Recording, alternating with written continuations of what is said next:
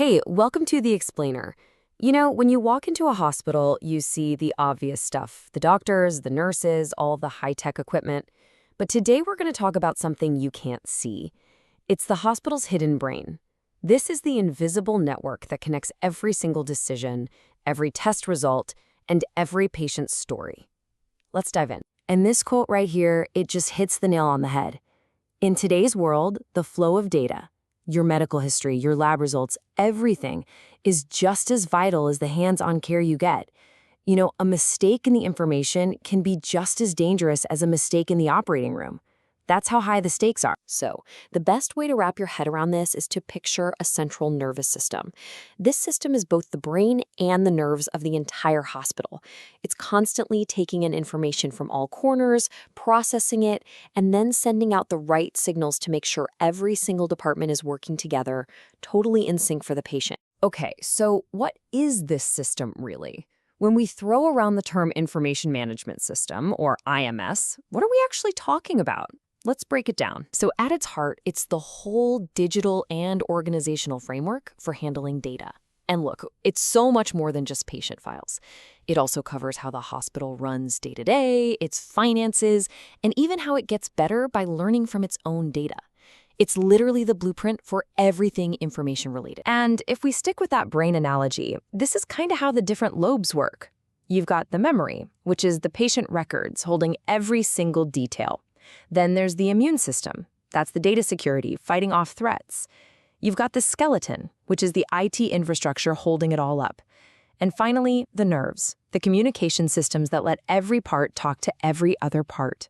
Every single one is absolutely crucial. Of course, the way we store and get to this information has gone through a massive transformation over the years. I mean, let's just compare the old world of paper charts to the digital systems we have now. And wow, the difference is night and day. On one side, you have paper records. They're slow, they take up a ton of physical space, and they can get lost or damaged so easily. But on the other hand, digital records are searchable in an instant. You can access them securely from pretty much anywhere, and they automatically track who looked at what and when.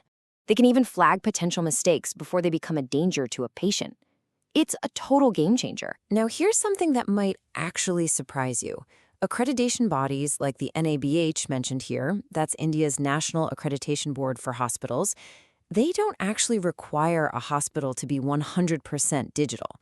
The real standard is about how well the system works, not the specific technology it uses. So whether it's on paper or on a screen, the system has to guarantee that records are complete, kept safe, and can always be found when they're needed. It's the outcome that truly matters. And that brings us to, honestly, one of the most critical parts of this whole thing, security. So let's take a look at how hospitals build a digital fortress around your most private information. It's a really important question, right? I mean, when you hand over your personal health information to a hospital, you're putting an enormous amount of trust in them. So how do they actually earn that trust and keep it? Well, real protection isn't just one single thing. It's a whole strategy with many layers. It starts with digital rules, like only giving people access to what they need and using strong passwords. It also includes physical stuff, like locking down server rooms and record archives. But maybe the most important layer is the human one, making sure the staff is constantly trained on confidentiality. Because at the end of the day, people are your first and last line of defense. Right, so here's a super simple example of how that role-based access works. The doctor who's treating you, they obviously need to see your clinical notes. But the person at the front desk who's just scheduling your next appointment, they don't. The system is built to give every employee access only to the information they need to do their job, and not a single bit more. And just to be clear, these aren't just, good ideas or suggestions. They are non-negotiable rules. Every record has to be signed and dated. There are super strict policies on how long records have to be stored, which is often for many years. And hospitals have to run their own internal checks all the time to prove they're following these rules perfectly. And this is where things can go wrong. A missing consent form, that could turn into a legal disaster.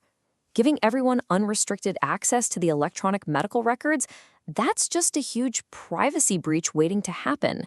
Even something as simple as a delay in updating a patient's medication list, that could lead to a really serious safety problem. These are the exact red flags that auditors are trained to hunt for. Okay, so let's zoom back out for a second and connect all these little details to the bigger picture. Why does having a really smooth, well-run information system matter so much? When you boil it all down, it really comes down to three things: quality, safety, and trust. A strong information system isn't just about being neat and tidy. It's the very thing that makes sure your doctor has the right info to make the best call, that the hospital can be held accountable, and that your care is as safe as it can possibly be. And that leaves us with one last thing to think about. The next time you find yourself in a hospital, just remember that incredibly complex nervous system working tirelessly behind the scenes. The health of that hidden brain is directly tied to your own health. It's a system we almost never see, but it's one we all depend on. Thanks for tuning in.